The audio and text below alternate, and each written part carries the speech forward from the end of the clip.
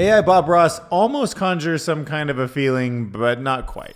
Okay, let's get another prompt going. What about a painting of a foggy forest at dawn with a little cottage under a giant oak tree? With generative AI, anything you can imagine, you can see. And the companies are working on what's called AGI, which will be able to do anything you can imagine, even manipulate every human being on Earth. Yes, on the eve of a dystopia we can scarcely understand or plan for, coupled with a looming autocracy, it makes one long for the woods. Okay, now let's see what we got. Would you look at that? How about that? It almost conjures some kind of feeling, but not quite. Well, that's it for today on The Joy of AI Day. I get that so much where I'm like, wow, that's almost a feeling. But now that I think about it and look closer, it's just not. I'm sure that's literally the uncanny valley, and I don't doubt these systems will go past it very soon, so I'm not like a doubter. I just think we're in a weird spot right now where we're transitioning from like real things to AI things that are not quite. Over the last 28 days, ChatGPT is now getting more website visits than X. We have officially seen the future of 3D robotic girlfriends in VR. It's so nice out here. We gotta go. It's time to go. We're looking weird here in the park. This is too weird. No, you look weird. Come on, stop acting all dramatic. I don't know. It's just something. I mean, I know it's a comedy skit, but it did kind of just make me think about what it will be like, both when we're talking to our language models and they're extremely personable, and we're walking around with like VR, and those women were talking back to him in such a pointless kind of human power dynamic way, and it just, I don't know, made me laugh. I honestly think when people have the choice to turn their LLM into something that kind of like fights back with them and teases them a little bit, a lot of people are gonna do it. Like, there might be an era where we just get sick of how like responsive and helpful they are, and they're like, these AIs in the future might just push us around. It'll be kind of wild. I told you not to eat the mushrooms in my bedroom drawer. I was very explicit. Ooh, the faces in the clouds. God.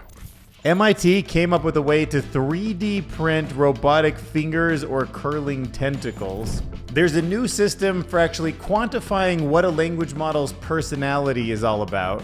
Yeah, it's not vibing, it's linguistic analysis.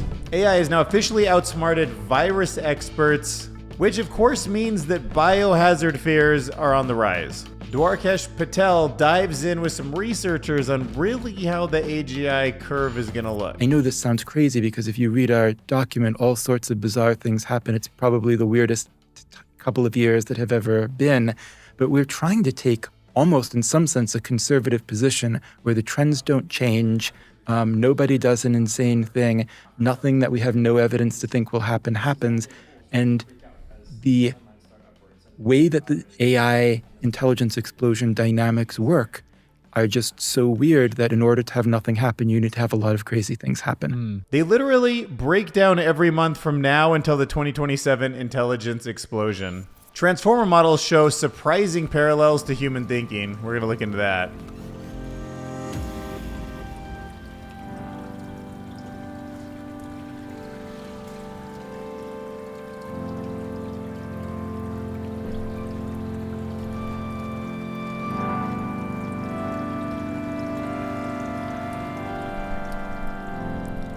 All right, so check it out. What do you think?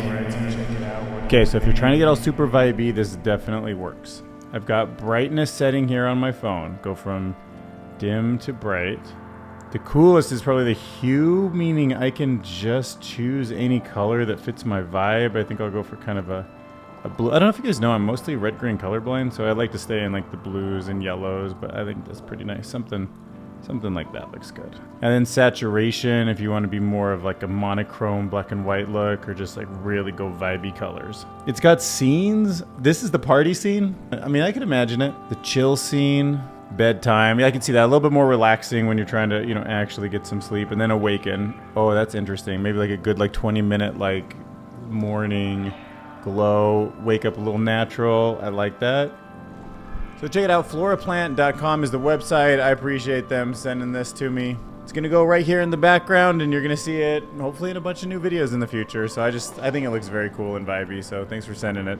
All right, so FloraPlant.com, that's where you can pick up your own. I'm really excited. It's gonna be in the background of the videos. Yeah, I mean, I chose it. I saw it on Instagram. I was like, I think I want to try that as the background for a little while, so I think it'll look good. All right, what do you think? No maintenance, all beauty. Does It's got a little bit of the Avatar look.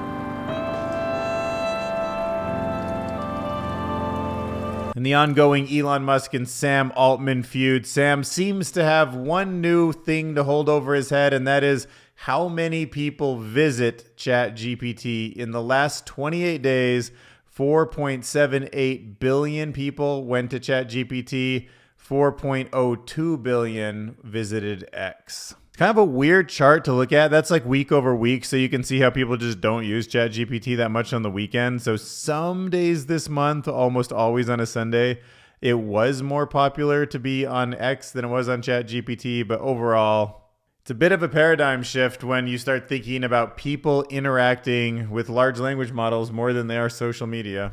And you can see it's really a story of 2025. I mean, just slowly but surely, that moving average is moving up and up and up, and just kind of staying the same on X.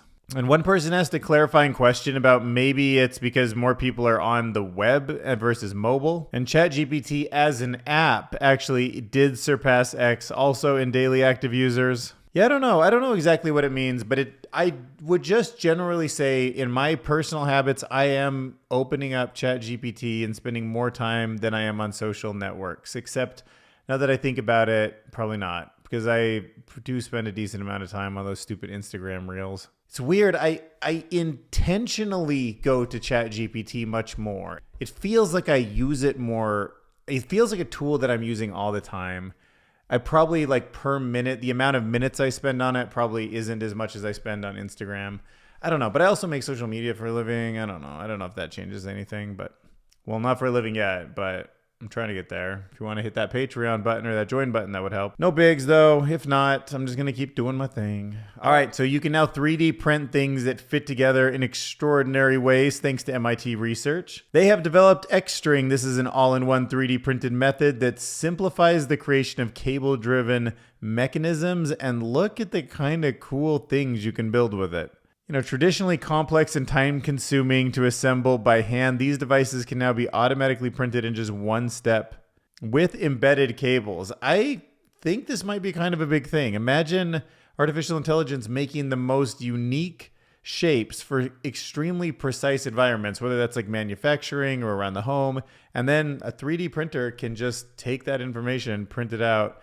It's going to be crazy. Look at that, dynamic objects like walking lizard robots, a peacock-like sculpture, and a gripping claw. XString reduces production time by 40%. Okay, let's talk about a new system that quantifies language model personalities. The new system is officially called the Language Model Linguistic Personality Assessment, the LMLPA, and it can actually measure the personality traits of a large language model. So you might have heard of the big 5 personality traits for people, which is, I think, more scientific. There's also Myers-Briggs, which I think is like a little bit shady, a little bit skeptical about how accurate those are, but there's a lot of data around them, so they might fit some patterns.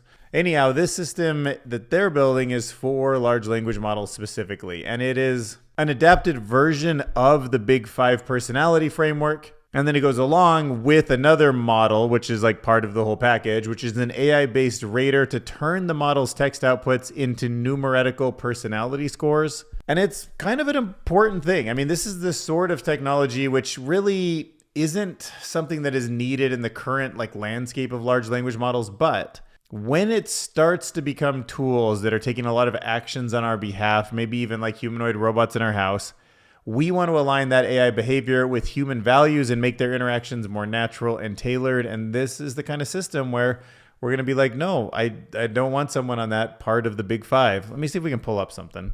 Yeah, I always think about something like this, one of these like wheels, the Big 5 wheels. And you might want a robot that's more like of an extrovert, but like leans a little bit towards agreeableness or something like that. And it's really cool how this project actually bridges the whole idea of an AI human personality and a subjective quantity like these AI large language models and tries to merge them into something that we can use. All right, now let's talk about one of the corners of the AI industry that kind of took me off guard, right? Like I was a little bit surprised when people started training AIs to do geometry and math equations, but I kind of got used to it. And then I forgot about virologists. And now I'm having one of those same shock moments where AI has officially outsmarted virus experts in a lab, and it is raising biohazard fears. Okay, so models like ChatGPT and Claude are now outperforming PhD level virologists. We're talking about the virologists that are working in a wet lab, problem solving, making decisions, predicting how viruses are going to spread, how they're going to work, what is coming next. This is real, just virologist wet lab work. And yeah, Claude and ChatGPT are just smart, really freaking smart. So the good news is it could revolutionize how we fight disease and accelerate vaccine developments. The downside is that you can be very concerned about new viruses that can be created probably fairly soon. So the same AI that helps scientists solve complex lab issues can potentially guide someone with no formal training through the steps of creating a bioweapon. Experts are urging AI companies to implement stricter access controls and safeguards, while some are calling for government regulation to make sure that these tools don't fall into the wrong hands. And by the way, in a couple categories, the systems did way better than people. So OpenAI's O3 model actually scored nearly twice as high as expert virologists on tough lab troubleshooting tasks. Yeah, which kind of shows that AIs aren't just good at academic knowledge anymore. It's some of these hands-on lab skills that they're actually guiding people through. And look, if you're trying to build an AI-powered wet lab, I probably wouldn't go with Google's Gemini. You can see it scored a measly 37.6, where you can get 43.8 accuracy out of OpenAI's O3 model. So yeah, just a little tip for you there if you run a wet lab in your free time, which I really hope you don't. All right, next up, let's jump over to the video Darkesh posted. It's called 2027 Intelligence Explosion Month by Month Walkthrough. And it made me do a couple things. You know, I've kind of been like less of the open source AI model guy, and they really break down how they kind of thought the same thing and then why they came to a conclusion that it's maybe not the way I thought it was going to play out. And that is kind of making me rethink pulling back. I wouldn't necessarily say I'm more in favor of open sourcing these models right away because bad actors can get them, but I do think I've lost sort of more faith in the idea that if you keep it private, the people who have it in control will use that edge to do the right thing, which will amplify. So if they have a 3-month edge where they have AGI and the rest of the world doesn't, they can use that to actually build something in a responsible way before bad actors can. They just get that and they use it to just make themselves richer. And that seems to be like internally what a lot of people like who are in these situations want. So there's a ton of great stuff in this podcast, but right here around, 151, let's watch some of this. Yeah, your thoughts on why transparency through this period is important. Yeah, so in the community, there's been this idea, which I myself used to believe, that like it's an incredibly high priority to basically have way better information security. And like if you're going to be trying to build AGI, you should be like not publishing your research because that helps other less responsible actors build AGI. And the whole game plan is for like a responsible actor to get to AGI first and then stop and burn down their lead time over everybody else and spend that lead on making it safe and then proceed. And so if you're like publishing all your research, then there's less lead time because your competitors are going to be close behind you. So, and other reasons too, but that's like one reason why I think historically people such as myself have been like pro secrecy even. Another reason, of course, is obviously you don't want rivals to be stealing your stuff. But I think that I've now become somewhat disillusioned and think that even if we do have like, you know, a 3-month lead, a 6-month lead between like the leading US project and any serious competitor, it's not at all foregone conclusion that they will burn that lead for good purposes, either for safety or for concentration of power stuff. I think the default outcome is that they just, you know, smoothly continue on without any serious refocusing. And part of why I think this is because this is what a lot of the people at the company seem to be planning and saying they're going to do. I guess he kind of convinced me to think a little bit different just because it seemed like every word out of his mouth mimicked what I would have been saying for a while. And then him having more information to like what really would happen with that 3-month lead because he knows maybe more about what's happening behind closed doors or how people who might have that power would think. It makes me a little less confident that that's a good move anymore. So anyhow, let's go talk about transformer models. There's some really surprising parallels to how humans think that can be found in the way that the transformer model works. So Some researchers asked this question: do the internal computations of these models resemble how humans process language and vision in real time? And they found transformer models like GPT and the vision transformers, they don't just mimic human-like answers. They also seem to think, yeah, we'll kind of put that in asterisk, they seem to think in ways that resemble how humans process information. Okay, so we went over some of Anthropic's findings last week, and I was totally blown away, and I'm still trying to put this together, how there is some kind of actual sort of physical shape, some kind of plumbing that seems like all things that have intelligence kind of hone in on, even if they come from language models or they're in human brains. But these researchers, they were tracking how model predictions evolve layer by layer during tasks like fact recall, logical puzzles, and image recognition. And the team showed that the model's inner workings line up surprisingly well with human behavior. Things like reaction time and even mouse movements means that these models arrive at the same answers. They might not be so different from how they end up constructing the dimensionality inside of their head. Yeah, and the most interesting part was how the researchers actually found that the systems also did like what feels very human, is to have like the wrong intuitive answer first and then logically. Yeah, see, relative confidence between the correct and an intuitive but wrong answer, and boosting the correct answer over the intuitive one. So in a nutshell, there's this two-stage process that's just built into the way that everything comes together in these models, and it seems very human. It mirrors how people often rethink and override gut reactions with more deliberate reasoning, suggesting that a deeper similarity between artificial and human cognition than previously thought. All right, next let's talk about some fascinating research that really kind of makes you wonder what it is inside of a large language model that's learned versus what data it's learned from. So let me break this down.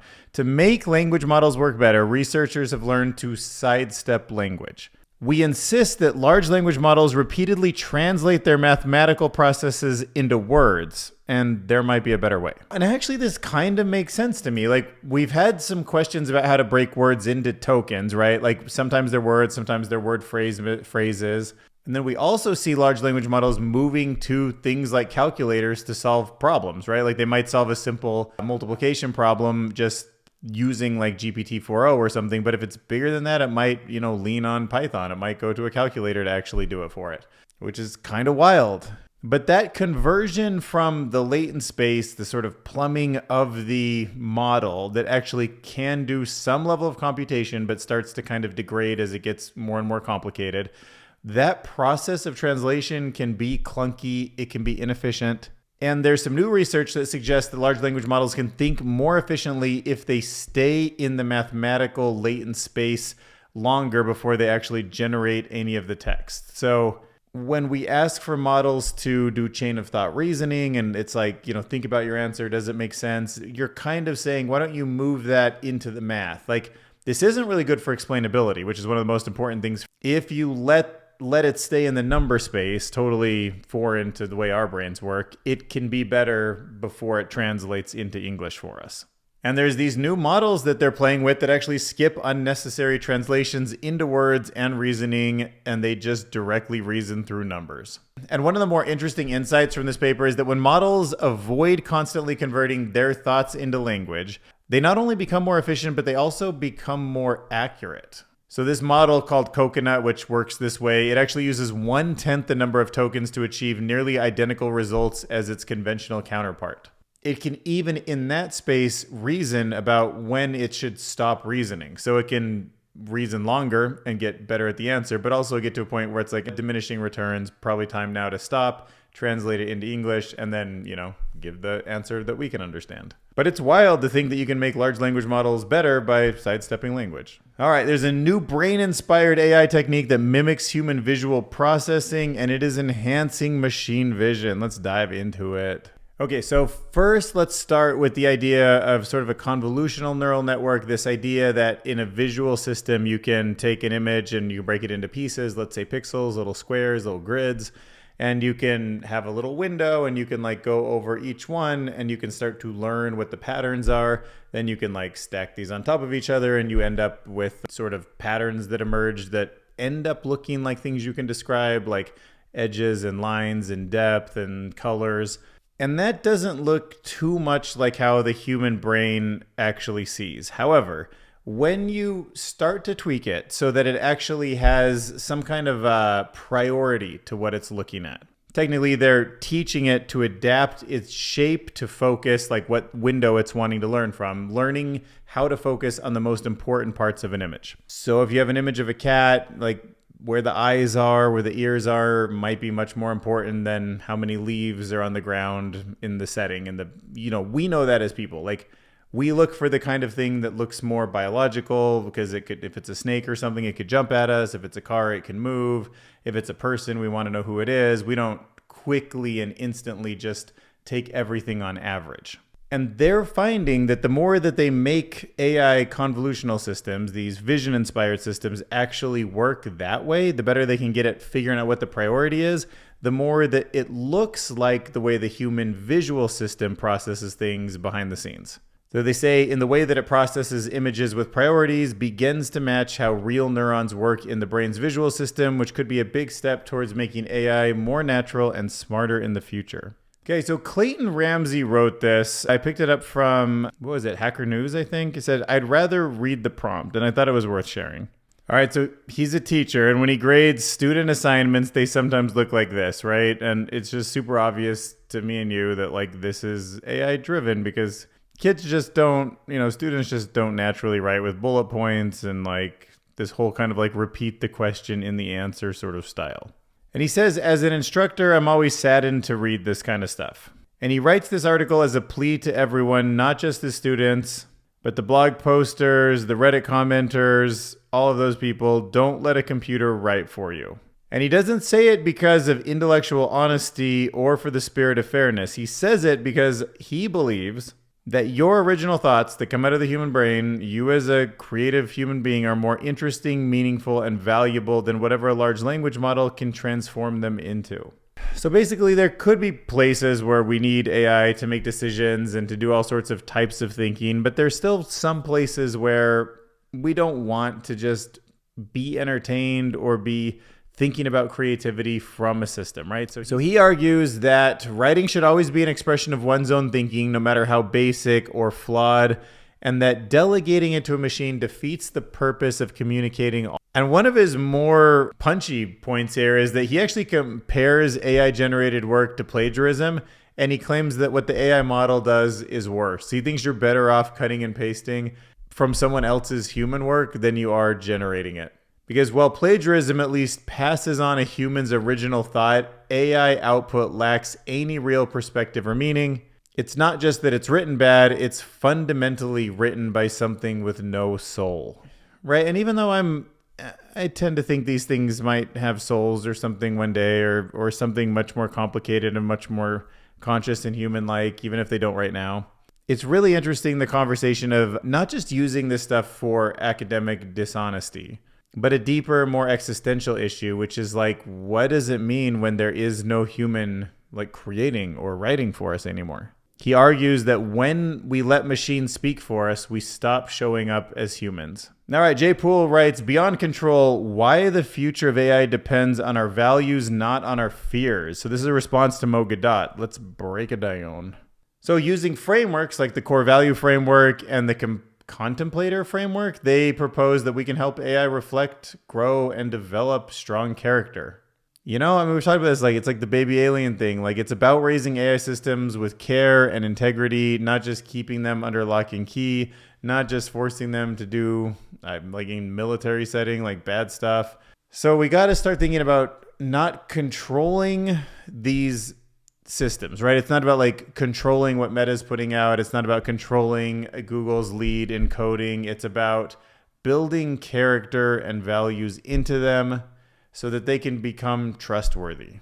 And to do that, guess who has to be the role model? The human has to be the good role model. And that's kind of the biggest problem. But look, we have world-changing power on the line here. Like, come on, world. Don't you think we could just get it together? Like, don't teach these things to just be terrible and make money. Like, we have one shot to create a super intelligence. It could give us a Star Trek universe where everybody gets replicators and holodecks and health. Well, you know what I mean? Like, you're going to try to put that on some military thing so that you can, like, beat your competitor when, like, everybody on Earth literally could benefit from this just fine if we do it right.